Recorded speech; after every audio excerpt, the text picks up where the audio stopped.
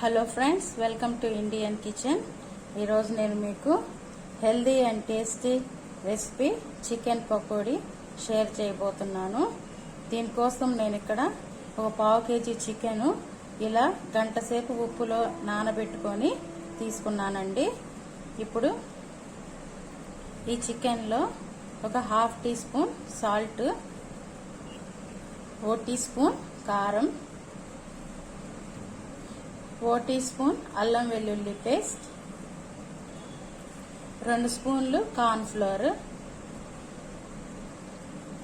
2 స్పూన్లు శనగపిండి,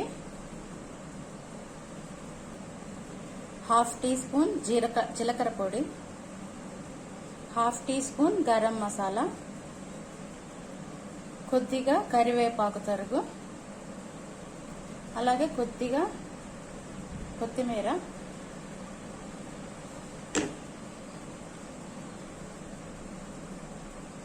అలాగే ఒక నిమ్మకాయ చెక్క అన్ని వేసుకొని ఇది బాగా మిక్స్ చేసుకుందామండి. ఇలా ముక్కలకి మసాలాలన్నీ పట్టేటట్టుగా బాగా మిక్స్ చేసుకున్నాము.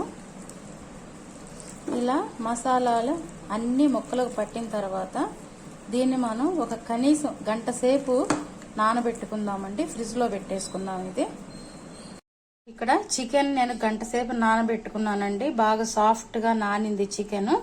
ఇప్పుడు స్టవ్ మీద కడాయి పెట్టుకొని డీప్ ఫ్రైకి సరిపోయేటట్టుగా ఆయిల్ పోసుకొని మనం ముందుగా మ్యారినేట్ చేసి పెట్టుకున్న చికెన్ ని ఇలా పకోడీలాగా వేసుకుందామండి.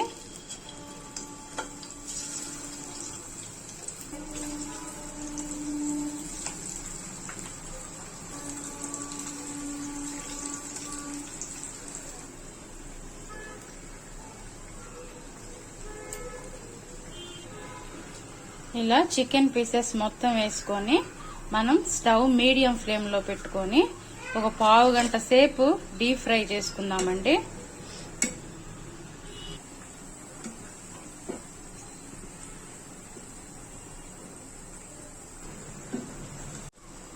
చూసారు కదండి, ఒక 20 మినిట్స్ పట్టిందండి నాకు బాగా క్రిస్పీగా రావటానికి. చూడండి, పర్ఫెక్ట్ గా కుక్ అయిపోయింది పకోడీ.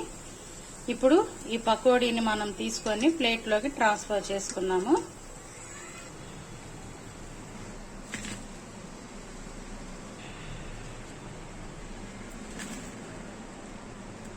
చూసారు కదండి, చికెన్ పకోడీ పర్ఫెక్ట్ గా మనకు కుక్ అయిపోయినాయి. పీసెస్ కూడా చాలా క్రిస్పీగా ఉన్నాయండి. బయట క్రిస్పీగా, లోపలేమో జ్యూసీగా ఉన్నాయి. ఈ రెసిపీ మీరు కూడా ట్రై చేయండి. పిల్లలు చాలా ఇష్టపడతారు ఇలా చికెన్ పకోడీ లాగా చేస్తే. ఈ రెసిపీ మీకు నచ్చితే లైక్ చేయండి, షేర్ చేసుకోండి, అలాగే సబ్స్క్రైబ్ చేసుకోండి.